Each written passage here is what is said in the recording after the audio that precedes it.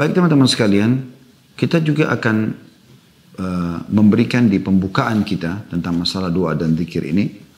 Kalau seandainya Anda punya seorang teman yang setiap saat dia selalu standby untuk mendengar keluhan dan apapun yang kita ingin sampaikan. Termasuk mungkin rahasia-rahasia kita. Dan kita merasa orangnya sangat bijaksana, sangat dewasa. Dia punya waktu yang dia luangkan untuk kita. Jam berapapun kita telepon, dia siap dengarkan, dia siap memberikan solusi-solusi. Saya yakin kita akan merasa nyaman sekali dengan orang tersebut. Ya, apalagi kalau orangnya amanah, bisa menutup, bisa menjaga. Saya yakin kita sangat menjaga hubungan sama orang tersebut ya. Nah, ini mungkin Anda bisa temukan dalam hidup Anda ada orang-orang yang memang sangat setia dengan Anda gitu. Sebenarnya teman-teman sekalian, Allah Subhanahu wa taala ya, sudah memberikan kepada kita solusi itu. Sehingga kita punya teman dari manusia itu tidak penting bagi seorang mukmin. Itu hanya pelengkap saja. Karena Allah sebagai wali orang-orang beriman. Dia akan setiap saat mau mendengarkan keluh kesah kita. Tanpa ada perantara, kita langsung bisa berdoa kepadanya. Tinggal memuji Allah, membaca salawat para Nabi SAW, lalu kita kemudian menyampaikan hajat kita. Dan Allah menjanjikan dalam Al-Quran, A'udzu billahi minasyaitonir rajim, wa idza sa'alaka ibadi anni fa inni qarib. Hai Muhammad, kalau ditanyakan kepadamu dari hamba-hambaku tentang aku, katakan aku sangat dekat. Ujibu da'watad da'i idza da'an, dan aku pasti akan menjawab semua permintaan hamba-hambaku yang meminta. Falyastajibuli, oleh karena itu mereka kembali kepadaku, minta kepadaku. Wal yu'minu bi, dan mereka beriman tentang keberadaanku, la'allahum yarshudun, agar mereka mendapatkan petunjuk. Penulis di sini mengangkat di bahasan sebelum membahas sekitar 132 doa tentang keutamaan berzikir dan berdoa. Tentu kalau kita menyebutkan doa, dia masuk dalam zikrullah, karena Anda tidak mungkin berdoa kecuali Anda mengingat Allah Subhanahu wa taala. Dalil pertama diangkat oleh beliau adalah surah Al-Baqarah ayat 152 yang bunyinya a'udzubillahi minasyaitonir rajim, fadhkuruni adzkurkum washkuruli wala takfurun. Maka ingatlah kamu kepadaku, niscaya aku ingat pula kepadamu, kata Allah. Dan bersyukurlah kepadaku dan janganlah kamu mengingkari nikmatku. Ya, tentu ulama menggambarkan sini mengingat Allah SWT dengan banyak cara. Baik itu menyebutkan dengan zikir, menyebut-nyebut dan memuji-muji namanya, berdoa kepadanya, membaca kitabnya, ya, menjalankan perintahnya, meninggalkan larangannya. Ini semua masuk dalam umumnya zikrullah. Juga Allah Subhanahu wa taala berfirman menyuruh kita agar memperbanyak mengingatnya. Memperbanyak doa, memperbanyak memuji-muji namanya, memperbanyak mengerjakan perintah-perintah yang diperintahkan gitu ya. Dalam surah Al-Ahzab ayat 41, A'udzu billahi minasyaitonir rajim, ya ayyuhalladzina amanu dzkurullaha dzikran katsira. Hai orang-orang beriman, berzikirlah, mengingat dan menyebut Allah lah dengan zikir yang sebanyak-banyaknya. Dan sebagian ulama mengatakan di antara ibadah-ibadah yang Allah Subhanahu wa taala perintahkan yang umumnya dihubungkan perintah ibadah itu dengan kata-kata katsira atau banyak, itu adalah zikir. Itu adalah zikir. Kita diperintahkan puasa ya, tapi tidak diikutkan dengan puasalah yang katsir, yang banyak, atau sholatlah yang banyak misalnya. Tapi zikir selalu diikutkan dengan bahasa atau kalimat atau kata-kata katsir. Sementara di surah Al-Ahzab 41, hai orang beriman, berzikirlah kepada Allah zikran katsira, zikir yang banyak. Juga Allah menyebutkan dalam surah Al-Ahzab ayat 35. Surah Al-Ahzab ayat 35. Ini kalau Anda buka di Al-Quran ya. Coba dibuka surah Al-Ahzab surah nomor 33 dalam Al-Quran.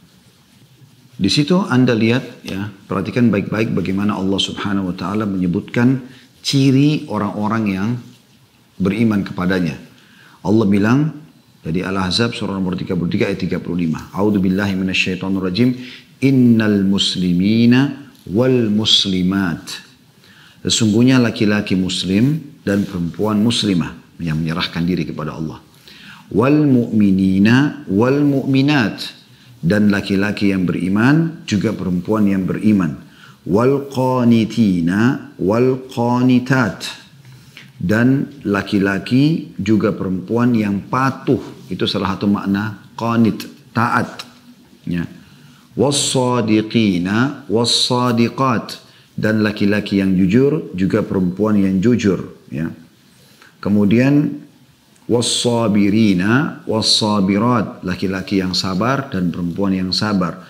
Wal khashi'ina wal khashi'at, laki-laki dan perempuan yang khusyuk, ya, konsentrasi pada saat ibadah.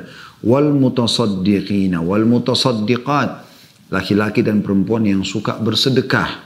Wassaimina wassaimat, laki-laki dan perempuan yang suka berpuasa.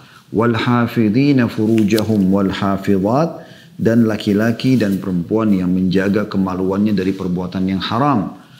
Ya, kemudian Allah sebutkan di saksi bahasan kita, wadzakirinallaha, perhatikan ada kata-kata di situ, katsiran, wadzakirat. Dan laki-laki juga perempuan yang banyak berzikir kepada Allah. A'addallahu lahum maghfiratan wa ajran 'azima. Allah telah menyediakan bagi mereka ampunan dan pahala yang besar. Perhatikan, kata-kata di atas tidak dihubungkan dengan kata-kata kathir. Seperti misalnya, wal mutasaddiqina wal mutasaddiqat, laki-laki dan perempuan yang suka bersedekah. Tapi Allah tidak katakan ada banyak. Begitu juga dengan puasa. Tapi khusus zikir Allah subhanahu wa ta'ala datangkan, ya, dengan kata-kata kathir. Kemudian juga Allah subhanahu wa ta'ala menyebutkan, teman-teman sekalian, beliau mengangkat dalil istilahnya surah Al-A'raf ayat 205. Surah Al-A'raf ayat 205. A'udzu billahi minasyaitonir rajim. واذكر ربك في نفسك تضرعا وخيفة ودون الجهر من القول بالغدو والآصال ولا تكن من الغافلين. Dan sebutlah nama Rabbmu dalam hatimu dengan merendahkan diri dan rasa takut, dan dengan tidak mengeraskan suara di waktu pagi dan petang, dan janganlah kamu termasuk orang-orang yang lalai. Allah subhanahu wa ta'ala menyuruh kita berzikir, menyebut nama-namanya dan juga berdoa kepadanya. Membaca kitabnya. Sebutlah nama Rabbmu dalam hatimu dengan merendahkan hati. Merendahkan diri dan juga rasa takut. Takut akan siksaannya. Dan dengan tidak mengeraskan suara. Tidak teriak-teriak sana sini. Ya, karena Allah subhanahu wa ta'ala maha mendengar. Di waktu pagi dan petang. Jangan pernah luput. Selalu berzikir dan berdoa kepada Allah. Dan jangan kamu termasuk orang-orang yang lalai. Rasulullah SAW bersabda, setelah menyebutkan beberapa ayat, beliau mengangkat hadis Nabi alaihi salatu wassalam, dimulai dengan hadis Bukhari jilid 2 halaman 208, yang bunyinya kata Nabi SAW, mathalul ladhi yadhkuru rabbahu walladhi la yadhkuru rabbahu mathalul hayyi wal mayyit. Perumpamaan orang yang berzikir atau mengingat dan menyebut Rabbnya dibandingkan dengan orang yang tidak berzikir atau mengingat dan menyebut Rabbnya adalah seperti orang yang hidup dibandingkan dengan orang yang mati. Dan dalam lafadznya Imam Muslim, kalau teman-teman sudah ada yang pegang bukunya di halaman 3 ya, di footnote nomor 1, itu bunyinya mathalul baitil ladzi yuzkarullahu fihi wal baitil ladzi la yuzkarullahu fihi mathalul hayyi wal mayyit.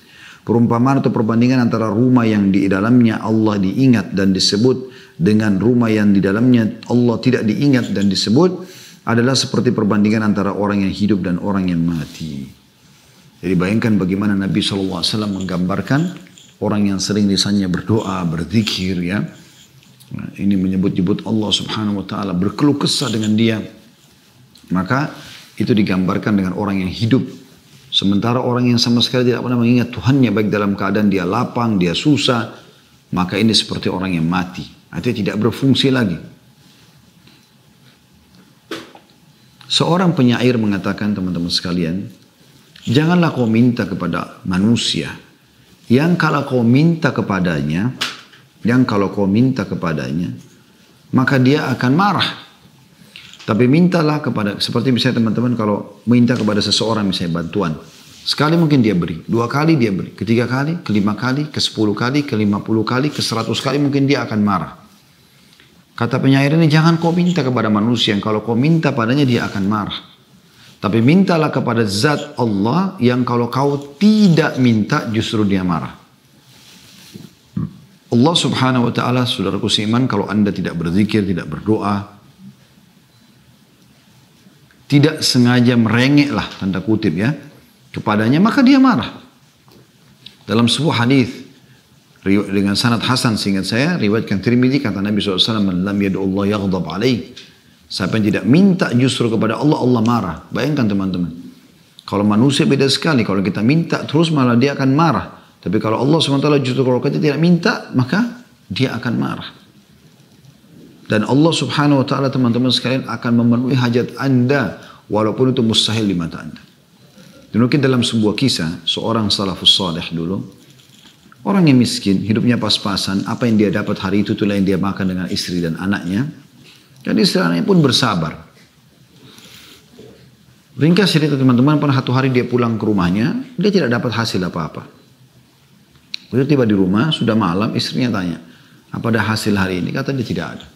Saya sudah coba keliling sana sini menawarkan jasa untuk kerja, tidak ada sama sekali orang yang memberikan kepada saya pekerjaan.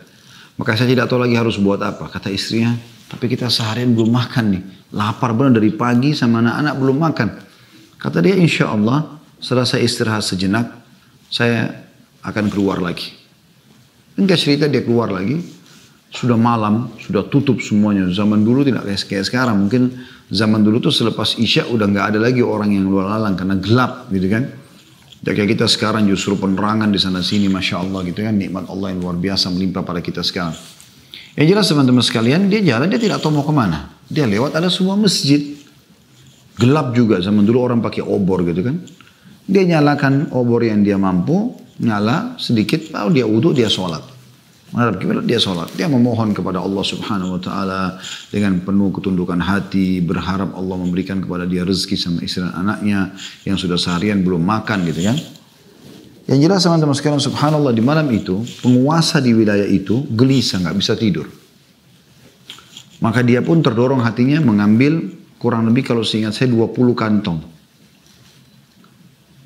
berisikan harta, dinar-dinar emas. Dan dia bilang, ya Allah, aku malam ini nggak bisa tidur. Ini kata rajanya pada saat itu ya, atau penguasa di situ. Saya ingin keluar bersedekah di jalan-Mu ya Allah. Maka mudahkanlah aku untuk bersedekah pada orang yang tepat.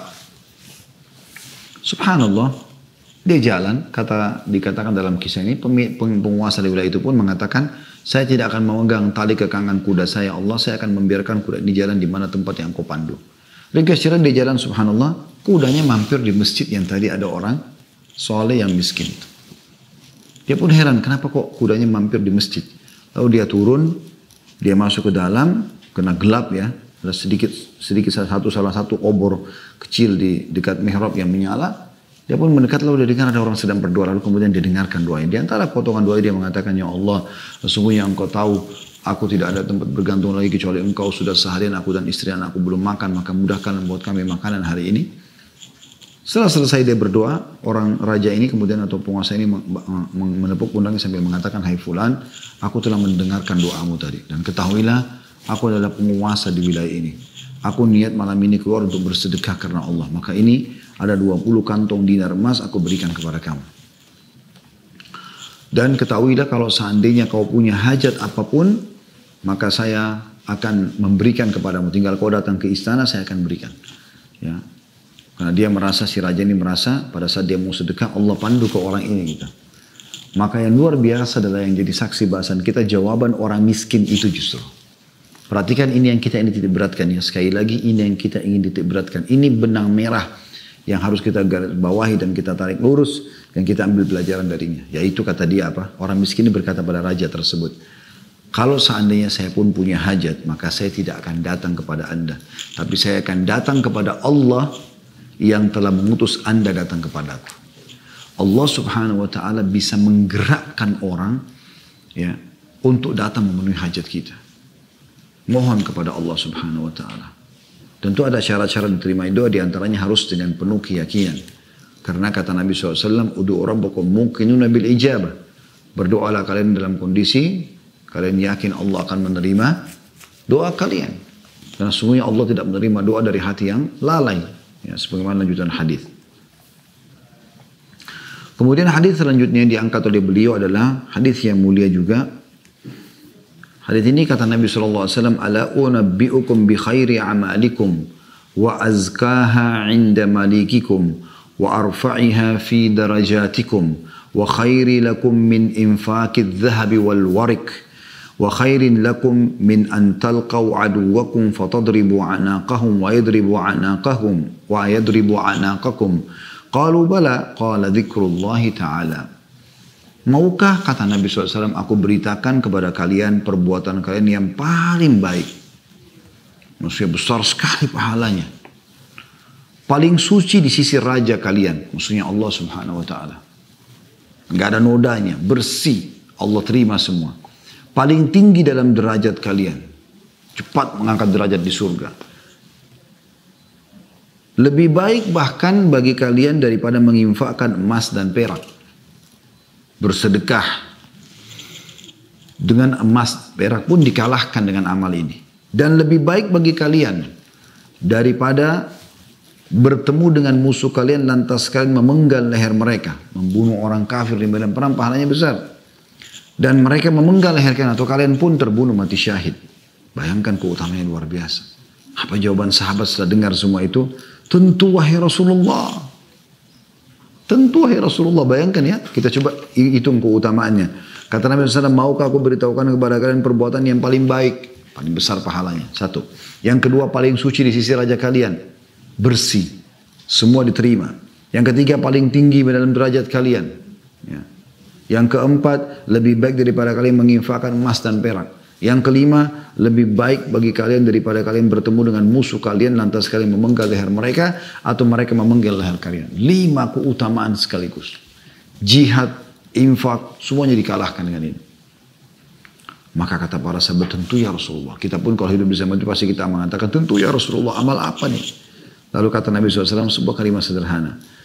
Berzikir atau mengingat dan menyebut Allah Ta'ala. Hadis riwayat Tirmidzi jilid 5 halaman 459 dan Ibnu Majah jilid 2 halaman 1245.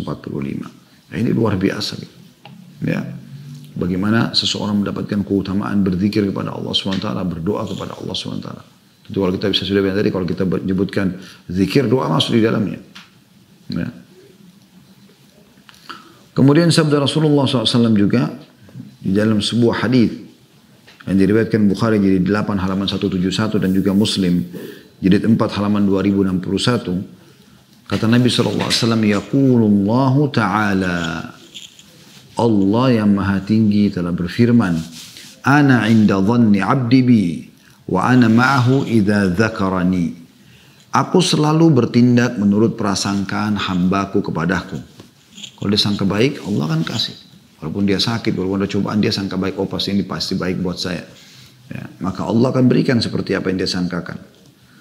Wa ana ma'hu idza dzakarin, dan aku selalu bersamanya bila dia berzikir atau mengingat dan menyebutku. Ya, tentu doa di antaranya.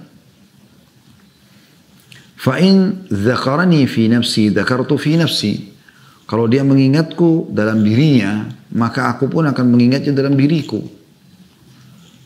Wa in dzakarni fi mala'in dzakartu fi mala'in khairin minhum. Dan kalau saya dia menyebut namaku di hadapan kumpulan orang-orang, maka aku akan menyebutkannya dalam kumpulan hamba-hamba yang lebih baik daripada mereka. Wa in taqarraba ilayya shibran taqarrabtu ilayhi dhira'an. Dan kalau hamba tersebut mendekatkan diri kepada aku 1 jengkal, maka aku akan mendekat kepadanya 1 hasta. Wa in taqarraba ilayya dhira'an taqarrabtu ilayhi ba'an. Dan jika dia mendekatkan diri kepada aku 1 hasta, maka aku akan mendekat kepadanya 1 depa. Wa in atani yamshi ataitu harwala. Dan jika dia datang kepadaku dengan berjalan, maka aku akan mendatanginya dengan berjalan cepat. Ya. Jadi di sini kita lihat bagaimana potongannya. Wa idza dzakarani fi nafsi dzakartu fi nafsi. Wa in dzakarani fi malin dzakartu fi malain khairin min. Kalau seandainya dia menyebutku di dirinya, maka aku akan juga menyebutnya di diriku. Dan kalau dia menyebutku di depan orang banyak, dalam kondisi sedikit, tidak ada orang ataupun dia rame-rame, tetap dia berdoa kepada Allah, berzikir kepada Allah, Allah pun akan mengingatnya lebih baik daripada di depan kelompok, lebih baik daripada manusia itu tersebut. Yaitu para malaikat tentunya. Juga Abdullah bin Busr radhiyallahu anhu berkata bahwa seorang laki-laki pernah berkata, wahai Rasulullah, sesungguhnya syariat Islam telah banyak bagiku. Oleh karena itu beritahukan aku sesuatu yang aku pegang teguh. Beliau bersabda, la yazaru lisanuka ratban min dzikrillah. Hendaklah lidahmu selalu basah dengan zikir atau mengingat dan menyebut Allah. Hadis ini riwayat Tirmidzi jilid 5 halaman 458. Termasuk dalam zikir juga saya bilang tadi adalah membaca Al-Quran. Sebagaimana diangkat juga dalil oleh beliau di sini, hadis yang diriwayatkan Tirmidzi di 5 halaman 175. Yang bunyinya kata Nabi SAW, "Man qara harfan min kitabillah falahu bihi hasanah wal hasanatu bi asyri amsalihha la aqulu alif lam mim harf walakin alifun harfun wa lamun harfun wa mimun harf." Barang siapa yang membaca satu huruf dari kitab Allah atau Al-Quran, maka dia mendapatkan satu kebaikan. Dan satu kebaikan itu dilipat gandakan menjadi 10 kali lipat. Aku tidak mengatakan alif lam mim itu satu huruf, akan tapi alif satu huruf, lam satu huruf dan mim satu huruf. Hadis riwayat Tirmidzi di 5 halaman 175. Nah, ini luar biasa gitu. Zikrullah ini, mengingat Allah Subhanahu wa taala dengan segala macam jenisnya tadi, baik menyebut nama-nama dan sifat Allah, ya bersyukur dan segala macam, berdoa, juga membaca Al-Quran. Ini semua masuk dalam rangkaian zikrullah yang luar biasa gitu. Juga Uqbah bin Amir radhiyallahu anhu meriwayatkan sebuah riwayat yang unik ya. Dia berkata, "Kharaja Rasulullah sallallahu alaihi wasallam wa nahnu fi suffah." Satu hari pernah Rasulullah SAW keluar menemui kami sementara kami di Suffah. Suffah ini sebuah tempat kurang lebih bisa menampung 300 orang di belakang rumah Nabi SAW. Umumnya ditempati oleh orang miskin di Madinah untuk belajar dari Nabi SAW. Kata Uqbah bin Amir radhiyallahu anhu, "Kharaja Rasulullah sallallahu alaihi wasallam wa nahnu fi suffah." Satu hari pernah Rasulullah SAW keluar menemui kami sementara kami di Suffah. Faqala ayyukum yuhibbu an yaghduwa kulla yawmin ila buthanin aw ila al-aqiq. Siapa di antara kalian yang ingin pada saat atau setiap hari dia keluar ke Buthan dan Aqiq, dua lembah di Madinah. Lembah ini waktu itu belum berpenghuni ya. Dan di situ sering kali lewat unta-unta liar, tidak ada pemiliknya gitu. Kata Nabi SAW, fayati yaminhu binaqataini qaumawaini fi ghairi ithmin wala qati'atir rahim. Dia mendatangi ya, kedua lembah tersebut dan membawa 2 ekor unta yang sudah sempurna, ya, unta merah ya. Kemudian dia membawanya tanpa ada dosa dan tanpa memutus silaturahim. Maksudnya tanpa mengambil ya, hak orang lain. Fakulna, kami pun berkata, "Ya Rasulullah, nuhibbu dharik." Wahai utusan Allah, kami ingin sekali itu. Enak benar setiap hari pergi ke lembah Buthan atau Aqiq, tiba-tiba datang sana ada unta tidak ada pemiliknya, bawa pulang ke rumah. Untanya mahal. Unta yang ini kata Nabi SAW. Unta yang sempurna besar, ya sudah dewasa, itu harganya mahal, gitu kan. Maka kata para sahabat, kami mau ya Rasulullah. Seperti kalau dikatakan siapa yang mau pergi ke jalan ini atau di lembah ini dia akan dapat 2 mobil, gitu kan. Tanpa mencuri, hadiah buat dia. Orang semua mau. Dan ini metode yang digunakan Nabi SAW untuk menarik perhatian audiens, gitu kan. Ini seringkali Nabi SAW gunakan itu ya. Dilemparkan contoh dulu kemudian untuk mendatangkan target utama nantinya. Setelah sahabat mengatakan kami tentu mau ya Rasulullah membawa pulang 2 ekor unta tanpa putus silaturahim, tanpa mencuri ya punya orang lain. Qala afala yaghdu ahadukum minal masjid faya'lam. Tidakkah seseorang dari kalian menuju ke masjid kemudian dia belajar au yaqra ayataini min kitabillah, atau dia membaca 2 ayat dari kitabullah Al-Quran.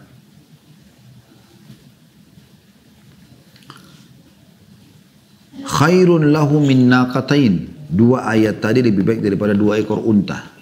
Wa thalathun khairun lahu min thalath. Dan 3 ayat Al-Quran lebih baik daripada 3 ekor unta. Wa arba'un khairun lahu min arba'ah. Dan 4 ekor unta lebih baik daripada 4 ayat lebih baik daripada 4 ekor unta. Wa min a'dadihinna minal ibil. Dan begitulah hitungan kelipat gandaan seterusnya ya, terhadap jumlah-jumlah unta tersebut. Hadis ini diriwayatkan Muslim di 1 halaman 553. Juga Nabi SAW memastikan kalau ada orang yang duduk tidak berzikir, tidak berdoa, tidak mengingat Allah sama sekali, semua kelalaian isinya, maka ini bisa diancam dengan kenanya hukuman dari Allah Subhanahu Wa Taala. Oleh itu teman-teman mukmin banyak sekali ya Nabi SAW tidak lewat padanya kesempatan melihat kebaikan atau mendengar kebaikan kecuali beliau memohon agar diberikan kebaikan tersebut. Dan kalau seandainya ada keburukan maka beliau memohon agar diselamatkan dari keburukan itu. Ya. Anda misalnya lewat di jalan, lihat orang tabrakan, ada orang miskin, ada orang kelaparan, ada orang terkena cobaan-cobaan penyakit segala macam yang tidak ada pada Anda, justru Anda bisa menggunakan itu momen untuk berzikir dan berdoa kepada Allah Subhanahu wa taala. Kata Nabi SAW, "Man qada maq'adan lam yadhkurillaha fihi kanat alaihi min Allahi tira. Wa man ittaja'a majja'an la yadhkurullaha fihi kanat alaihi min Allahi tira." Barang siapa yang duduk di suatu tempat dan tidak berzikir atau mengingat dan menyebut Allah di dalamnya, maka itu akan menjadi kekurangan dan penyesalan atasnya dari Allah. Dan barang siapa yang berbaring di suatu tempat lalu tidak berzikir atau mengingat dan menyebut Allah, maka itu akan menjadi kekurangan atau dalam kurung penyesalan atasnya dari Allah. Hadis riwayat Abu Daud nomor jilid 4 halaman 264. Di dalam hadis lain disebutkan makna tirah itu. Ya, atau kecelakaan itu ataupun penyesalan tadi, yaitu sabda Nabi SAW menjelas, "Ma jalasa qaumun majlisan lam yadhkurullaha fihi wa lam yusallu ala nabiyihim illa kana alaihim tira fa in sya'a dzabahum wa in sya'a ghafaralah." Tidaklah suatu kaum duduk di suatu majlis di mana mereka tidak berzikir atau mengingat dan menyebut Allah di dalamnya dan tidak membaca salawat pada Nabi Muhammad SAW, kecuali akan menjadi kekurangan atau penyesalan atas mereka. Jika Allah menghendaki maka dia menyiksa mereka, dan jika dia kehendaki maka dia mengampuni mereka. Hadis riwayat Tirmidzi jilid 3 140. Jadi kita bisa lihat teman-teman sekalian bagaimana ya penekanan tentang harusnya seseorang itu berzikir, mengingat Allah Subhanahu wa taala, di antaranya doa itu adalah hal yang sangat ditekankan. Justru kalau orang jauh daripada itu semua, merasa tidak butuh dengan Allah Subhanahu wa taala, dia diancam dengan tirah atau penyesalan. Bisa bermakna tadi di hadis yang kedua tadi adalah Allah kalau ingin Allah hukum, kalau Allah ingin maafkan maka Allah maafkan. Dan yang terakhir yang kata beliau adalah hadis Nabi SAW, "Ma min qaumin yaqumuna min majlisin la yadhkuruna Allah fi illa qamu an mithli jifati himar wa kana lahum hasrah." Tidaklah satu kaum berdiri atau bubar dari satu majlis, kumpul-kumpul, nongkrong sama teman-teman atau keluarga, ngobrol-ngobrol. Tidaklah satu kaum berdiri bubar dari satu majlis di mana mereka tidak berzikir atau mengingat dan menyebut Allah di dalamnya, kecuali mereka berdiri laksana berdiri dari bangkai seekor keledai, dan hal itu menjadi penyesalan bagi mereka pada hari kiamat. Hadis riwayat Abu Daud jadi tempat halaman 264. Nah, jadi kita bisa lihat teman-teman di awal buku ini, beliau sebelum membahas zikir dan doa, beliau menekankan sekali tentang masalah pentingnya atau keutamaan untuk berzikir dan berdoa itu sendiri. Ya.